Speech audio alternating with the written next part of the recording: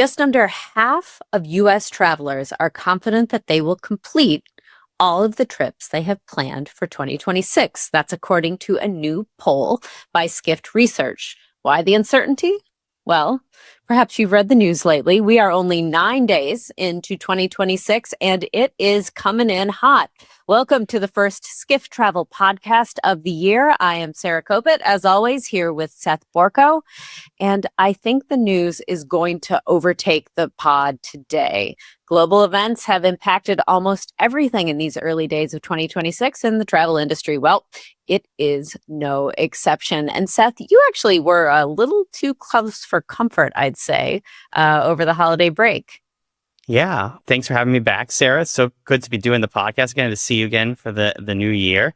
And yeah, if we ended our last podcast of the year, loyal listeners will know that I was talking about my Christmas vacation to the wonderful tropical island of Aruba. And I actually called out on that podcast my fears that this whole Venezuela thing might spill over and impact Aruba tourism. And to be clear, my vacation was fine, safe, no issues, and I got back in time. But we did some excellent scuba diving, Sarah. We could talk about that after the after pod discussion. But sure enough, the U.S. government made its move on Venezuela. And actually, when we were talking earlier, we were just thinking Aruba because it's so close. It actually impacted flights across the entire Caribbean basin, as far north as Puerto Rico, and pretty peak season. I mean, it wasn't. Yeah. They had the good sense not to do it over Christmas, but I mean, this is high season for the Caribbean, and I mean, multiple countries had flights canceled. A lot of chaos. My closest friend, Saturday morning, I woke up and pulled out my phone and looked at it, and she sent me a text that said, well, I guess my vacation's off. And I was just like, oh no, what has happened? And she actually was set to go to Aruba, but she was in Newark Airport in the lounge. All flights were canceled. She's like, where should I go? What should I do? I'm like, let me There's consult. always a travel angle. It's crazy. I mean, and it's a great, I mean, did you read the story? I read a story that I think it was Leonardo DiCaprio got stuck in St. Bart's. How terrible. No, well, yeah, I know. Poor Leo. How he could possibly survive. Yeah. So I forget where she ended up going. Oh, Puerto Vallarta. Yeah, she went there. Yeah, she went to Puerto Vallarta. Yeah, and then another friend that was going with them went to Hawaii instead. I saw pictures of the lines at Aruba Airport, and I was there days earlier. Yeah. These crazy lines, everyone getting canceled. You know for a fact all those hotels are sold out too, right? So it's got to be a nightmare. And I was joking with you before we started recording. My parents live in West Palm Beach, which is pretty close to Mar-a-Lago. So I feel like I flew from Aruba, let's not call it Venezuela, but right near Venezuela to Mar-a-Lago, effectively. So I felt like I was following.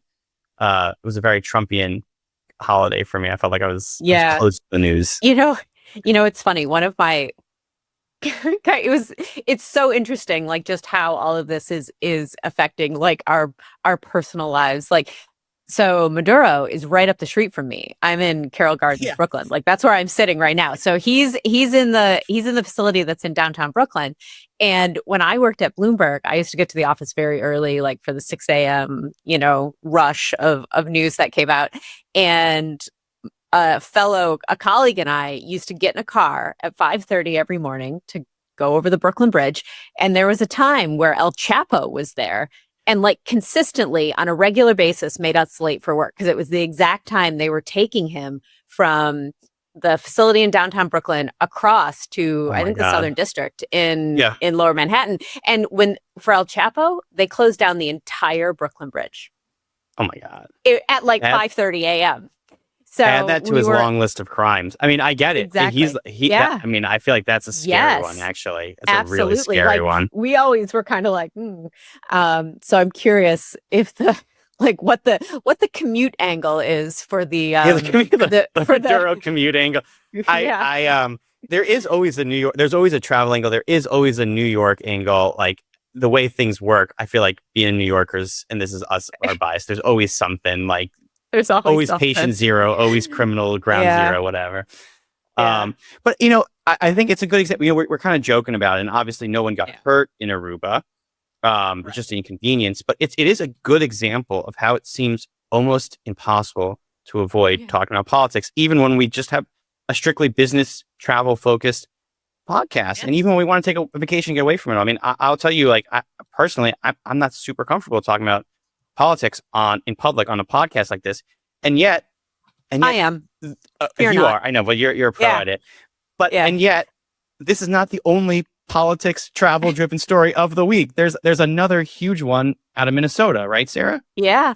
So we've got. I mean, let's see. We'll air this, so we'll drop this like all of like 6 days, I think, after we're recording it. And like we're only 9 days in. So like I don't know what's gonna have happened until next Thursday. But yeah, Minnesota is on fire right now because of the events with ICE, and there was a woman killed. And it's interesting. Terrible. One of the Hilton hotels, they refused to house ICE agents. And the Department of Homeland Security came out on X with a post that basically called out Hilton, and Hilton, they revoked the franchise agreement for the franchisee that had that hotel. And so, kind of a fun fact, when I was practicing law, I actually used to review franchise agreements for the franchisor, on the franchisor side. So it would be like the equivalent of the Hilton corporate here. level. Yeah, exactly. And, we were kind of talking about whether the franchisee, the fact that it was a franchisee and not a Hilton proper mandate that came down, would make any impact on whether or not, how this was seen from a PR or crisis comms perspective. And my answer is absolutely not. Nobody cares about your corporate structuring. Nobody cares about like line 27B on page 145 of the document. It doesn't matter at all. So this is Hilton's crisis to deal with. But I will say at this point, the news has been so moved on, fast and furious. I think they've managed to avoid it. I mean, not for good reasons, because the news has gotten so much horrible and so much worse. It's moved on, which is a tragedy. Exactly. Yeah, because this happened before the woman was killed. Yes, before the shooting. Yep. From a travel business perspective, it is a great reminder that we as an industry and as businesses are not immune from politics, and that our corporate structure is not going to save us. People, things are moving so fast in this world, and the way that this administration works on Twitter with direct callouts, DHS did not tweet, "Dear Hilton franchisee." They tweeted at Hilton. Yeah. And everyone who jumps on that bandwagon is at Hilton. And so it's the double-edged sword of franchising, right? It's why these companies have, and this is not the first time they face these issues. I mean, specifically in an immigration context, it is, but this is the double-edged sword of franchising and of being of having, asset light, is you don't have control over what your franchisees, right? Franchisees on the ground are doing. And unlike Sarah, most of the audience is not former practicing franchise. Will not be aware. Yeah. Yeah. Will not be aware. It's a crazy news cycle to start the year, huh? Yeah. Sean O'Neill, our hotels reporter, is actually writing a story at the moment. It'll probably be out by the time that this podcast airs, just about like the crisis comms perspective of this and how businesses deal with these sorts of things, whether it's a franchise or franchisee situation or not. But it reminds me of that Delta story too, from Trump 1.0, where they spoke out about a Georgia law that the Trump administration didn't approve of, and some people really want, and they got themselves caught up in it. Avelo Airlines is not doing immigration flights.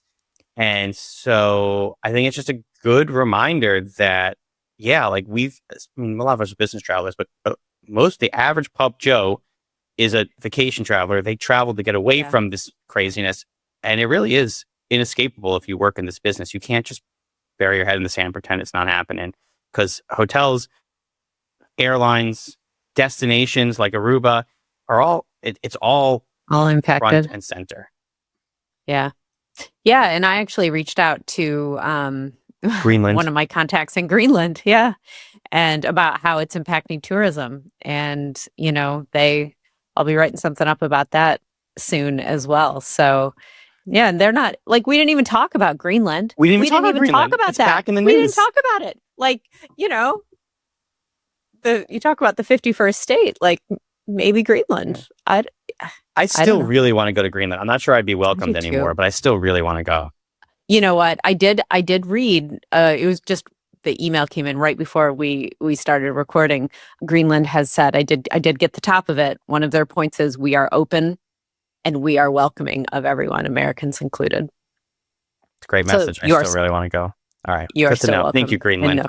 Yeah, thank you. Very Greenland. cool. Okay. Thank you, Greenland. Yeah. So another big thing that we have going on at Skift this week is we have a brand new research report out, Seth. Tell us about it. Yeah. Well, yes, it's week 1. We're back, first week back, and we've got our first report of the year on week 1, which I'm really excited about. And it's a survey. We're calling it the Skift Global Travel Insights. What's new for 2026? It's a survey of 800 potential travelers worldwide. We surveyed 4 countries, the United States, UK, India, and China. And that's loosely a proxy for North America, Europe, South Asia, and East Asia. I know that saying that, I'm going to get a lot of people. What do you mean UK is a proxy for Europe? How dare you? Close enough, right? You're just like, get out the shovel. Just keep digging. Just keep digging. Keep digging. I know. Dumb Americans. What do you know? Yeah. Exactly. Anyways, but the point is we're asking about travel behaviors, travel plans, outlook, trends for 2026. Here's a headline stat I want to share with you, Sarah, right? U.S. travelers of those 4 markets are particularly cautious about making travel plans this year. So we asked, your travel plans for 2026, you're going to travel. Definitely, still deciding, not planning. Between the not planning and the still deciding group, U.S. had the largest share.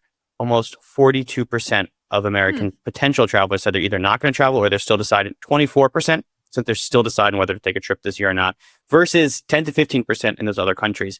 And I do think that this specifically reflects the uncertainty that we are talking about here. How can you plan a Christmas trip to the Caribbean if maybe your flights are going to get canceled? There's the economy is doing fairly well. I'd call it strong, robust, stable.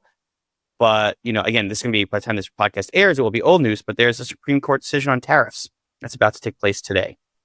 What's going to happen with tariffs for the economy? What's going to happen with your travel plans? What's going to happen with all these things? I think that we are very much, so we are I don't want to come off headline stat too negative, but the headline stat is uncertainty and caution around travel planning is higher in Americans than in the 3 other countries, which are all international, different continents that we surveyed, than those other markets. And I think that reflects exactly what we've discussed, which is that just 10 days into the year and there's a trillion different economy reasons and political related stories. Exactly. Yeah.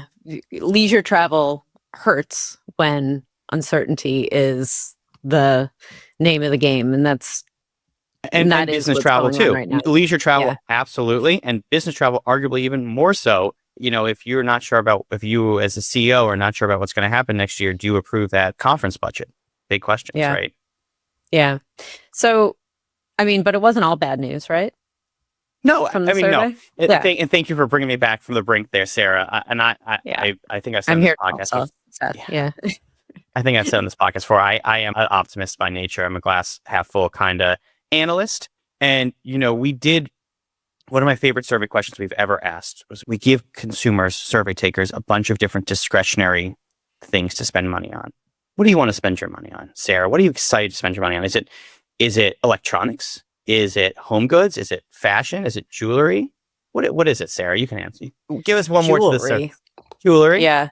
Actually, not jewelry. Not jewelry. That's like I couldn't fathom spending any of my discretionary money on jewelry. Although I did get an Aura ring. Oh, which I digress. Wait, I started wearing an Apple Watch for tracking. I've never had one before. Yeah, well, we can link up our like I got my first sleep report last night. I was so excited. I got optimal sleep. was like, oh, Well, much and better than I will it much better link than with I thought. all of your jet lag apps and all that? Well, this is a great Yes. conversation. Well, it will. Yes, it will. It's one of the reasons that I did it. Like yes, all of the above. I mean, I'm setting myself up for a brutal travel schedule Yeah. coming up just next week for Megatrends.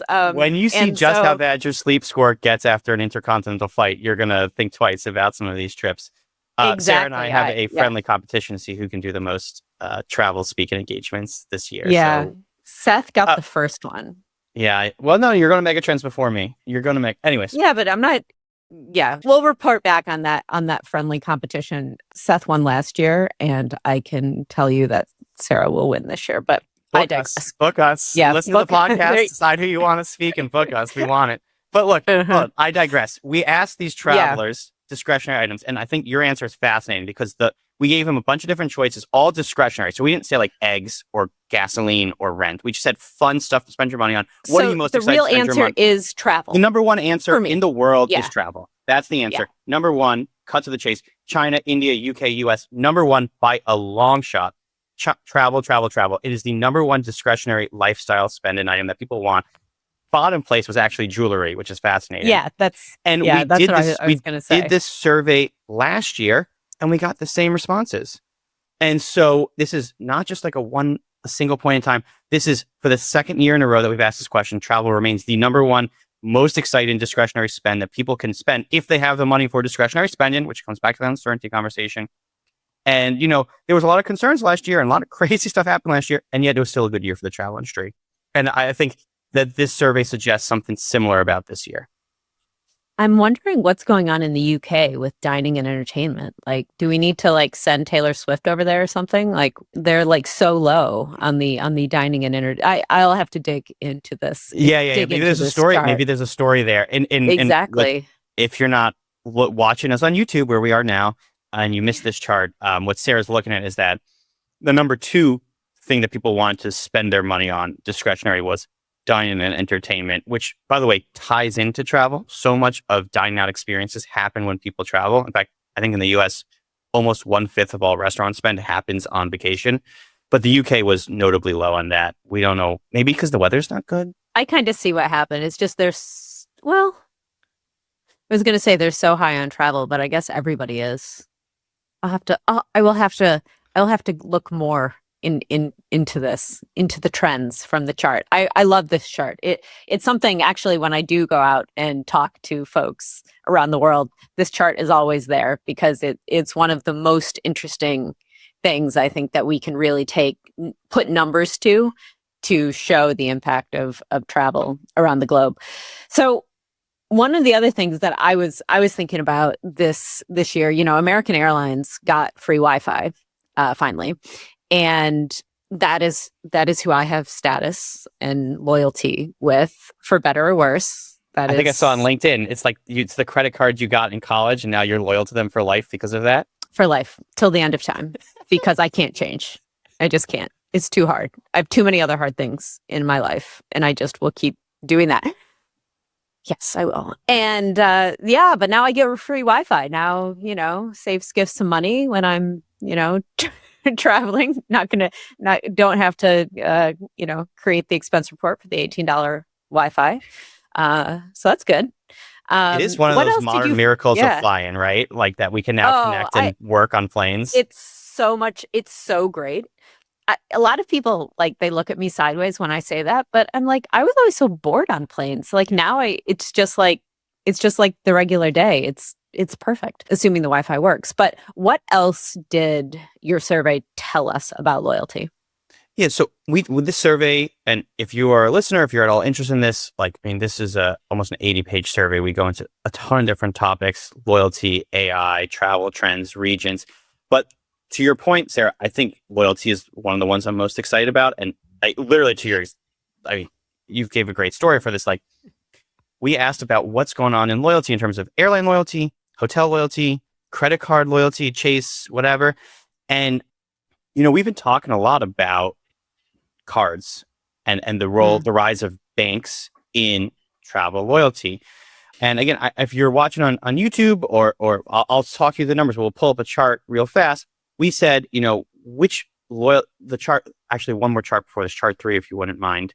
We asked which loyalty program do you find most rewarding, and we gave them choices: credit card programs, hotel programs, airline programs, OTA programs, none of the above. We're trying to really suss out, that's sus to use that Gen Z word, suss out, the different formats of loyalty, which have the strongest edge. And what surprised me was that in pretty much all markets, credit card programs were found to be some of the most rewarding. In fact, in many cases, more rewarding than hotel or airline loyalty programs.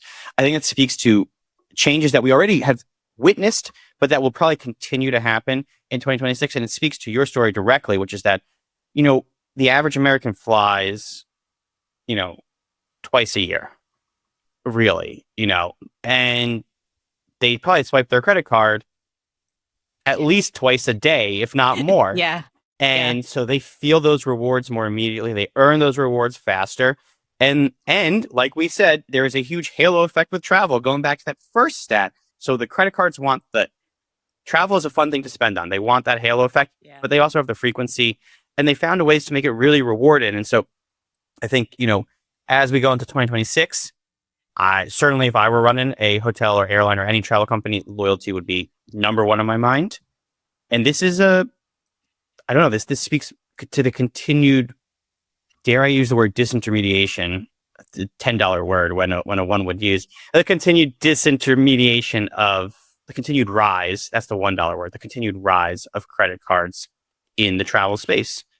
And I don't want to talk too much, but I would say, let me share one more chart, which is our 4th chart. And I think this was a real eye-opening chart for me, where we tried to tie the loyalty conversation back into the coming AI conversation.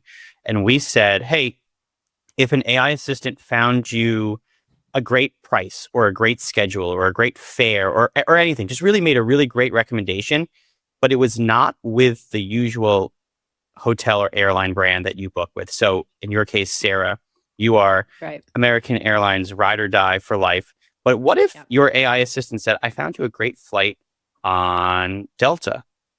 Would you switch? And what we found was in the US, what are the numbers? 16% of American travelers said they would be very likely, and 36% said they would be somewhat likely. So there is a large chunk of travelers out there who are currently have a brand preference and are currently loyal to a brand, but who could be influenced by AI. I think that's a interesting, dare I say, scary thought, or exciting. Yeah. I would say now, I must point out that I am actually not brand loyal at all.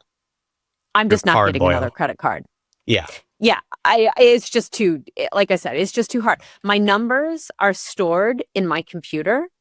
And like, if those numbers ever go away and I have to take out my card from my wallet, which I don't even take out of the house with me anymore, my life would be over. I would just shrivel up. I wouldn't be able to buy anything. I'd starve to death. It would be very difficult.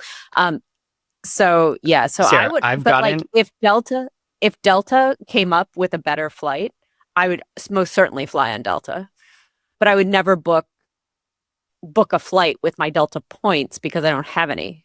This is something that I we're not getting too much into it. Something that I say in some of my talks. If you want to book us, subtle competition. But we talk. Loyalty has become this word where you'll hear people talk about it like the loyalty, or I work in loyalty. I do. Right. We refer to loyalty as a program or as a product. Loyalty is an emotion. And what's so interesting, what you're articulating to me, Sarah, is that you do not feel loyalty the emotion, but you are in loyalty a program. And when people do not have loyalty the emotion with a brand, they are really just mercenaries who feel trapped by convenience. And if a credit card company mercenaries trapped by convenience, that's perfect. I love it. That's like a skiff take. Yeah. And if an AI robot or a credit card company comes around with a better offer and can make it really easy for you, those aren't customers that are actually loyal to you. And that is both exciting if you are an incumbent, it's exciting if you're a challenger brand, or even an incumbent brand without a strong loyalty program. That's exciting because what that tells you is that it's not fait accompli. There is still room for you to grow loyalty. And if you are a big loyalty brand, that's scary. That's scary because it tells you that your customers I am are a maybe not loyal as mercenary you with thought a they were. convenience problem. Yeah, Mercenary with a convenience problem. Well, so that's some insights from this report. There's a lot more if you're interested, and we can talk about it on other podcasts, or you can write in and ask us questions about it, or book either of us to come speak at your events, and we'll tell you all about it. But that's what I think. I know it's enough for our audience for today, right, Sarah? I think. Well, we still got a few more things to do. Like we're gonna do housekeeping. We're going to continue with our Bet the Coffee. I was trying to think what we did for the last one of 2025, but then I'm like, it doesn't matter. It was too long ago. It's like it was, ancient times way back then. So do you have a near-term prediction for us, Seth? Well, is there anything coming up in the news cycle that we can bet on? What do you think is going to happen with the Supreme Court on the tariffs? Because by the time this comes out, we will know the answer. I think they could strike it down. I think we might. There's a good chance that if it gets struck down, the tariff thing changes, and we'll have a new round of tariff craziness. That could be our bet. I'll take that bet because I don't think they will. You don't think they will? No. All right. So let's bet on that. I think they'll strike it down. Okay. You bet they won't. If they strike it down, I think we see a total rejiggering of all the tariff stuff. I mean, it's back to square. Is it? It's back to April. Was it April 1st? April 4th, 2020. April 4th. Yeah, 2025. Yeah. I think that was what was Liberation Day. I believe that was that's right. So let's bet on that. I think that's a great bet, and it's a macroeconomic thing, but again, it matters. Back to this whole, I guess, one of the big overarching themes of this whole podcast episode, which is that people thrive with certainty, businesses thrive with certainty, consumers thrive with certainty. The economy is actually, pretty good. Even if it's bad, that's one thing that I learned actually working at Bloomberg. Even if the news is bad, as long as companies know what the news is, great point. They can pivot. They can adapt to it. The worst thing in the world for the market or for businesses is when they just simply aren't able to adjust to whatever major decisions are. Like they don't know how to behave. Yeah, absolutely. And I think I read a headline. I think it was in the Wall Street Journal today. The job market is kind of like a no hire, no fire job market, I think was the headline they used. So people have their jobs, they're keeping their jobs. There's not a ton of layoffs. There's not a ton of hiring on the other hand. So interest rates are coming down. Unemployment's fairly low across the US. Across the world, there's mild GDP growth. You put that together, it should be good. And then there are countries that should have high GDP growth, like in parts of Asia, in India, that should be great. Yeah. And so, the only thing we have to lose is if we get in our own way and we trip ourselves up from that perspective. Which we will do. No doubt. No doubt. Every day. Yeah. Let's go on our myth versus fact. I already said mine, that a franchise agreement will protect the franchisor from bad press. No. That's fine. I would go even further. Myth versus fact. The myth is that the franchisee will operate in line with your franchise agreement. They can there you go. Yeah. There you go. Whoever controls the computer controls your brand. The guy or girl sitting at the front desk controls your brand. Yep. That's the truth of being a franchisor. Yeah. Did you get any big tips from friends and family? Travel tips going over the holidays? Travel tips. Oh, can I give you? I'll give you one more myth. This is a little more controversial. I'll go backwards, but I was joking about this when I travel plans, because I went from Aruba to Palm Beach. Mar-a-Lago. Yeah. Mar-a-Lago. So Venezuela, right near Venezuela to where the Venezuela decision was made.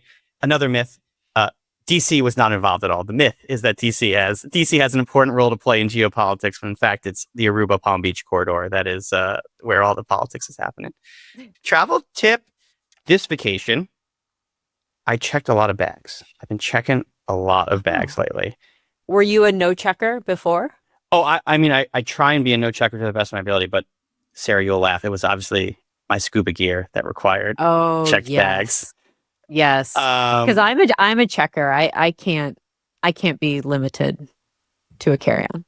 I've been checking a lot. Well, yeah, and once you decide to check one, well, you might as well check the second, and then actually it is Carolyn Cremens, our president, who prides herself on doing a 2 to 3 week business trip in a single carry-on, will cringe at this one. But the freedom of not having a bag in a terminal and not having that roller behind you and just so free. Yeah. But my tip, which is an obvious one, which plan for lost luggage and bring a change of clothes, bring an extra bathing suit, bring any medications, bring a toothbrush. Otherwise, you might find yourself with no toothbrush, no toothpaste in a pretty rough situation with your in-laws. Mine was similar, which was have a plan B. Yeah. You know? Oh yeah. Like it's when you're traveling, that was just from my friend's Aruba trip, you know, like you never know when the United States of America is going to attack another sovereign nation. Moving on from that. You can tell we've gone the brain today. You can tell where our minds with that. Any weekly winners and losers? My loser is Hilton. Sorry. I mean, that sucks. That really sucks for Hilton.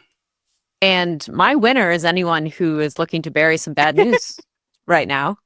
This would be a great time to do it. If you're a comps person out there, maybe you want to, hit the fast forward on that thing.